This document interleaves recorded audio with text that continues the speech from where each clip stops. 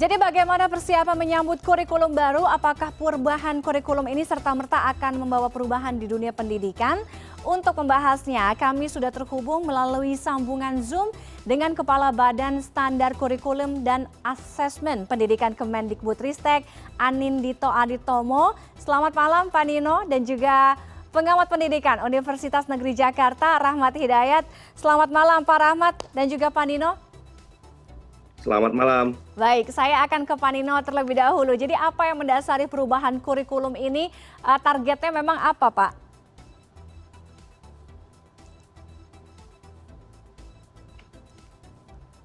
Oke, Pak Nino, saya tidak bisa mendengar suaranya Pak Nino. Sekarang sudah terdengar belum? Sekarang sudah. Oke, silakan Pak Nino. Oke. Ya, terima kasih. Saya klarifikasi dulu ya, bahwa kurikulum baru ini akan ditawarkan sebagai opsi. Jadi bukan kewajiban. Sifatnya tidak wajib, sekolah tidak akan dipaksa secara massal untuk mengganti kurikulum. Di bagian dari paradigma Merdeka Belajar kita percaya bahwa sekolah perlu diberi keleluasaan termasuk dalam memilih kurikulum yang paling relevan, paling cocok bagi kebutuhan dan konteks sekolah masing-masing. Jadi adopsi kurikulumnya nanti itu terjadi secara organik, tidak dipaksakan dari pusat harus mengganti dengan kurikulum yang baru. Oke. Tadi kalau ditanya tentang targetnya, ini pertanyaan yang bagus sekali karena setiap kebijakan itu desainnya harus mengikuti tujuan ya. Nah, kebijakan tentang kurikulum tujuannya adalah untuk mendorong perbaikan kualitas proses dan hasil belajar. Ini yang utama. Fokus pada pembelajaran. Ini sebelum pandemi itu penting, apalagi setelah pandemi. Itu menjadi semakin urgen. Karena pandemi kita tahu sudah mendisrupsi pendidikan, mengakibatkan banyak anak-anak kehilangan kesempatan belajar, learning loss. Oke. Karena itu sejak tahun 2020 Agustus tadi disebutkan juga, kita sudah menawarkan kurikulum darurat sebagai opsi yang lebih sederhana dan cocok untuk situasi pandemi supaya guru bisa fokus pada materi esensial. Nah itu nanti mungkin bisa dieksplorasi lagi ya. Kita sudah mengevaluasi dampak dari kurikulum darurat yang lebih sederhana itu. Dan evaluasinya menunjukkan itu sangat-sangat positif. Guru bisa tidak kejar tayang, guru bisa lebih fokus pada materi yang esensial, bisa lebih banyak dialog, memberi umpan balik yang bermakna, dan hasil belajar anak-anaknya itu jauh lebih tinggi daripada sekolah-sekolah yang tetap menggunakan kurikulum 2013 secara penuh, secara utuh. Oke, Pak Nino, kalau tadi Pak Nino sampaikan, ini kan sebenarnya bukan sesuatu yang wajib. Kalau misalnya yang mau silahkan, monggo, kalau tidak apa-apa, ya kan? Jadi tidak dipaksakan. Tapi artinya akan belang bonteng dong Pak, akan beda-beda. Jangankan beda wilayah, mungkin di satu wilayah sendiri banyak yang berbeda nantinya dan dikhawatirkan nantinya acceptance atau penerimaan amunisi materi kepada siswa-siswinya pun juga akan berbeda dari sekolah yang satu dengan sekolah yang lain. Nah, ini ada miskonsepsi di sini. Pertama kalau tentang kesenjangan, sekarang realitasnya pendidikan kita sangat senjang. Ya, betul, antar wilayah maupun antar sekolah dalam satu wilayah, antar siswa di dalam satu sekolah itu masih banyak kesenjangan. Jadi kesenjangan itu bukan lahir karena sekolah punya kurikulum yang berbeda-beda. Ini miskonsepsi ini. Justru kurikulum sekolah itu harus disesuaikan oleh sekolahnya sendiri untuk melayani kebutuhan belajar, konteks lokal, dan juga misi sekolahnya. Ini di Undang-Undang Sisdiknas kita, paradigmanya sudah betul. Pemerintah seharusnya hanya menetapkan kerangka dasar saja, struktur dasarnya saja. Itu kemudian harus diolah lagi, diadaptasi lagi, dikontekstualisasi oleh masing-masing sekolah. Nah, poin terakhir terkait dengan ini adalah bahwa kita tetap memiliki standar pendidikan yang sama seluruh Indonesia. Jadi meskipun kurikulumnya itu bisa bervariasi antar sekolah, tapi tetap standar kompetensi yang ingin dihasilkan itu seragam. Semua kurikulum yang ada mengacu pada standar pendidikan yang sama. Jadi ada benang merahnya, terlepas dari kurikulum apa yang digunakan oleh sekolah. Oke, standar kompetensi itu tadi ya. Saya mau minta tanggapan dari Pak Rahmat. Silakan Pak Rahmat gitu. Apakah apa catatan evaluasi kemudian perlukah memang kita berubah atau mengganti kurikulum ini? Walaupun tidak dilaksanakan tadi Pak Nino sampaikan. Ya, jadi kurikulum ini sebenarnya memang sudah tahun lalu, tahun 2020 itu sudah diperbincangkan oleh berbagai stakeholder ya. Di mana misalnya saya beberapa kali tahun 2020 pada tahap-tahap akhir bulan September Oktober itu diundang oleh pihak pusat kurikulum dalam kapasitas sebagai narasumber di beberapa kegiatan lah gitu ya. Dan saya banyak mendapatkan masukan-masukan atau feedback dari mereka terkait dengan perubahan kurikulum tersebut gitu ya.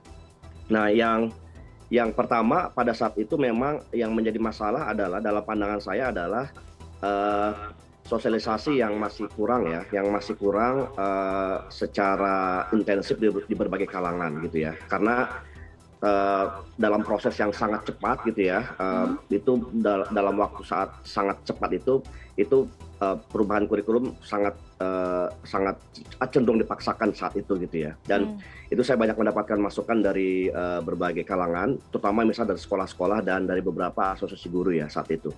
Nah, itu yang pertama. Yang kedua adalah saya kira semangatnya memang semangat yang ingin dicapai oleh Mas Menteri ini kan semangat merdeka belajar gitu ya. Dan itu yang menjadi masalah adalah sebenarnya bagaimana kurikulum. Karena kurikulum ini sendiri kan sudah diterapkan ya Pak Nino, diterapkan di tahun 2020, di tahun pelajaran 2021 ini di 2.500 sekolah penggerak begitu ya. Dan itu juga kita kan belum tahu sebenarnya, belum tahu sejauh mana kemudian kurikulum sekolah penggerak itu akan menjadi sebagai model diterapkan di sekolah-sekolah yang lain di Indonesia tahun depan, Acuan, tahun ya? pelajaran 2000. Betul, tahun pelajaran 2022 ini gitu ya. Saya misalnya Pak Nino, saya mencatat ini ada diskusi dengan teman-teman asosiasi guru ya, dengan teman-teman P2G, Perhimpunan Pendidikan Guru, di mana saya juga salah satu tim dewan pakar di sana. Itu memberikan diskusi baru saja tadi pagi, Senin pagi, itu membahas mengenai bagaimana kurikulum ini diterapkan di berbagai daerah, karena mereka dari berbagai guru di berbagai daerah gitu ya. Dan apa masukan dari mereka adalah mereka banyak mengeluhkan di lapangan mengenai kurikulum baru ini gitu kan. Karena apa? Karena mereka merasa bahwa ini adalah sesuatu yang yang dipaksakan, sesuatu. Tadi Pak Nino menyampaikan bahwa ini ada keleluasaan dan seterusnya begitu ya. Ya, sebagai pimpinan di kementerian, saya kira Pak Nino punya ruang memberikan penjelasan keleluasaan seperti itu. Tetapi bagi teman-teman guru di lapangan, Pak Nino, di berbagai daerah itu mereka tidak lagi memiliki keleluasaan karena mereka berhadapan dengan siapa? Dengan dinas pendidikan, gitu ya.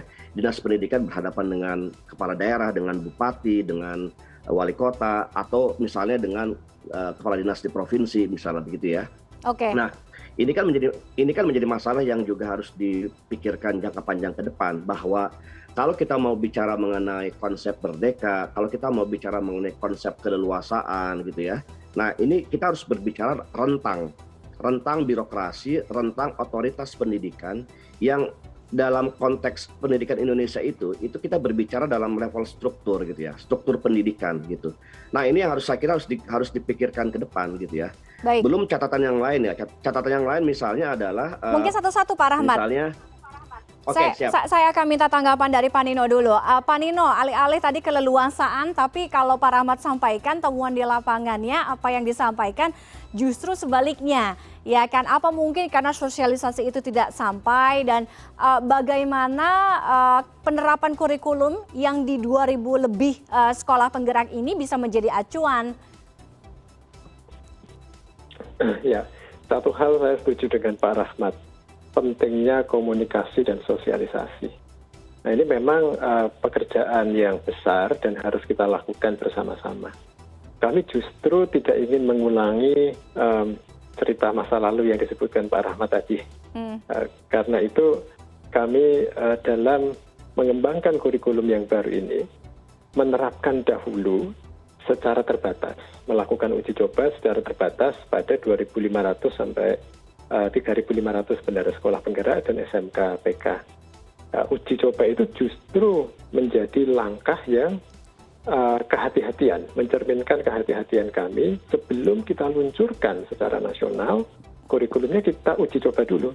Dan uji coba ini poin pentingnya adalah kita memperhatikan suara dan perspektif, persepsi dari pengguna kurikulumnya, dari para guru, dari kepala sekolah. Bukan hanya pengamat, bukan hanya para ahli, bukan hanya akademisi yang mengevaluasi dokumen kurikulum saja, seperti selama ini terjadi.